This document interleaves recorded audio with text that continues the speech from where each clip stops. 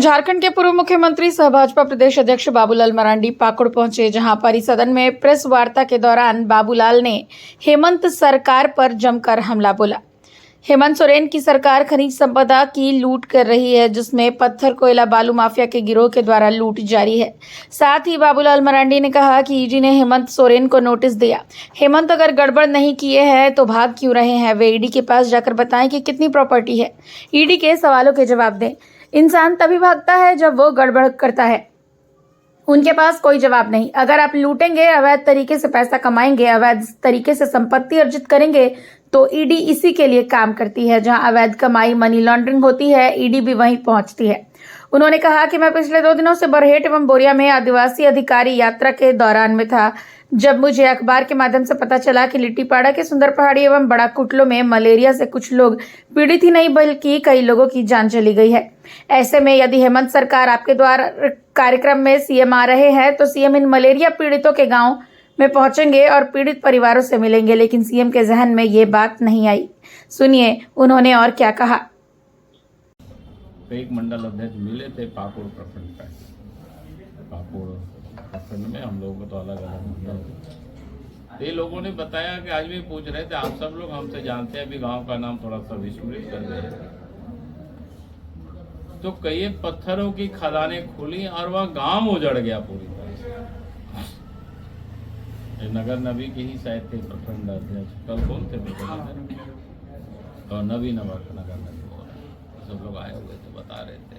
तो हमने उन लोगों से कहा कि पूरा ड्राफ्ट बना करके मुख्यमंत्री को पत्र लिखो, कॉपी हमको भी दो, क्योंकि उसकी लड़ाई लड़ेंगे। तो सरकार को ये सुनिश्चित करना चाहिए कोई भी गांव उजड़े नहीं, क्योंकि गांव अगर ट्राइबल के गांव उजड़ जाता है तो फिर वो लोग कहीं लोग यत्र तत्र चले जाते हैं। हम जानते हैं कि विस्थापितों की जो समस्याएं होती है, खास करके कोलियरी इलाकों में, आज भी कई गाँव को हम ढूंढते रहे लेकिन नहीं मिला, वहाँ के लोग नहीं मिले, कहाँ है, कहाँ चले गए, किस हालत में। तो हमारा कहना है कि सरकार, चूँकि यह पत्थर की खदान स्टेट गवर्नमेंट देती है, स्टेट के जिम्मे है, तो हमें किसी भी सूरत में गांव उजड़े नहीं, इसकी हमें सुनिश्चित करनी चाहिए। ये 1500 मीटर और 100 मीटर ये सब कोई मतलब नहीं रहता है। हमें इतना दूरी का तो पालन करना चाहिए ताकि गांव में उसका कोई असर नहीं, और खेती की जमीन को भी सरकार बचावे। पत्थर की खदान हो, बंजर भूमि हो, वहाँ बना करके बढ़िया से वहाँ निकाले, कोई दिक्कत नहीं है। लेकिन जहाँ खेती बाड़ी करते हैं, गरीब बेचारा नहीं समझते हैं आज उसके पास क्या परिणाम होगा। गरीबी के कारण थोड़े पैसे में वो सारे खेत खलिहान को दे देते हैं, और फिर बाद में उन लोगों का कोई आता पता नहीं। आज भी मैं सवेरे लोगों से पूछ रहा था कि भाई वो लोग कहाँ हैं, बोला कि नहीं पता है, कहीं इधर उधर चले गए हो। तो मुझे लगता है कि राज्य सरकार को ये पैसे के लालच में कि हम गांव के गांव को उजाड़ दें, तो इसलिए आप देख रहे होंगे आए दिन संथाल परगना में, खास करके पाकुड़ साहेबगंज में आबादी का डेमोग्राफी बदलती है। इसलिए बदलती है, अगर एक गांव से 100 लोग चले गए कहीं पर तो पता नहीं है ना, तो इलाका तो 100 तो कम ही हो गया। अगर 500 उस पंचायत में आबादी रही, 100 निकल गए तो बचे 400। तो अगर उसमें से 50-50 रहे होंगे, 250 में होता है, तो 100 चले गए तो बचे 150। तो 150 का क्या कहते हैं 400 का जब 50%, जब बाकी अब निकाल प्रतिशत, तो फिर उनकी आबादी तो बिल्कुल नगण्य होगी, इतनी बड़ी आबादी बाहर चले जाए। तो हमने कहा कि एक तो पानी है मेरे पास,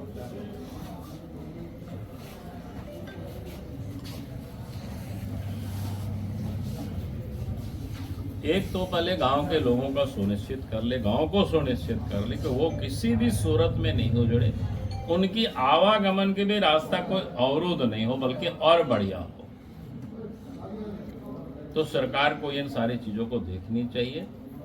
पैसे के लालच और लोभ में ये गांव को नहीं उजाड़ना चाहिए। अपने विकास, मतलब हम किसके विकास के लिए सारे काम कर रहे हैं, जनता के विकास के लिए, लेकिन उसके कॉस्ट पर विकास की बातें बिल्कुल नहीं होनी चाहिए। अगर बहुत ही नेसेसरी है, कोई गांव में बड़ा हीरा निकल गया, हमें उसको निकालना ही है वहां से, तो पहले उनको एस्टेब्लिश कर दीजिए, उनको पुनर्वास कर लेनी चाहिए। ताकि वो और उससे अच्छे मैंने लाइफ जी सके।